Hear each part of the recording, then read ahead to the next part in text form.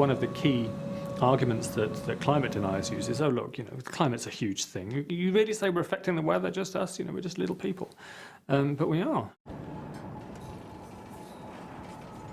Climate change is basically an energy issue.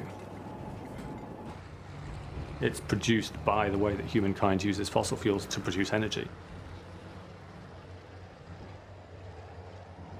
We use fossil energy not because of some conspiracy by fossil fuel companies or because of the lobby in Washington. We use them because fossil fuels are very energy dense.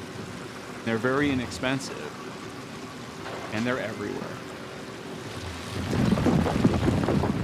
That's why China and India are building all those coal plants.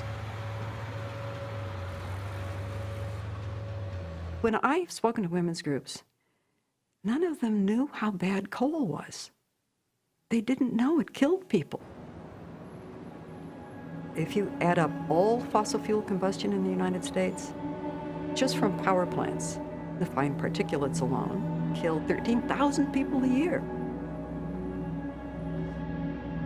Worldwide, 3 million people die a year from air pollution from fossil fuel plants.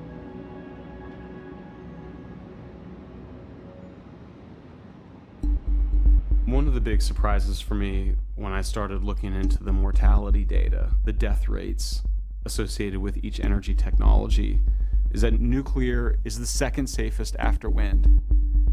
Much safer than coal or oil or natural gas.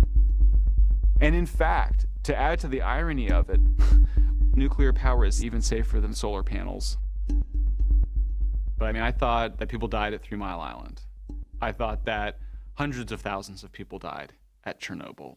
I thought that there was nuclear waste scattered all around the country and that it was seeping into our water systems. I believed a lot of that. I believed all that stuff, and I thought even if maybe it was getting a little bit better, or maybe if the problems of it were exaggerated a little bit by my fellow environmentalists, that it was still a risk that we didn't need to take.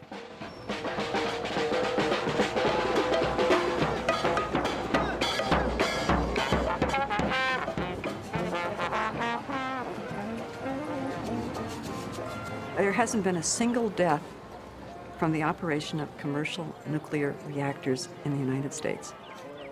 Not one death in the history of nuclear power in this country. At Vermont Yankee, which anti-nuclear people are trying to shut down, protesters keep saying it's causing public health problems. It's not. But it's leaking tritium. It's leaking tritium, that's true. Banana breaks? Oh, I love one. Sure. Thank you. If you ate one banana, Banana breaks?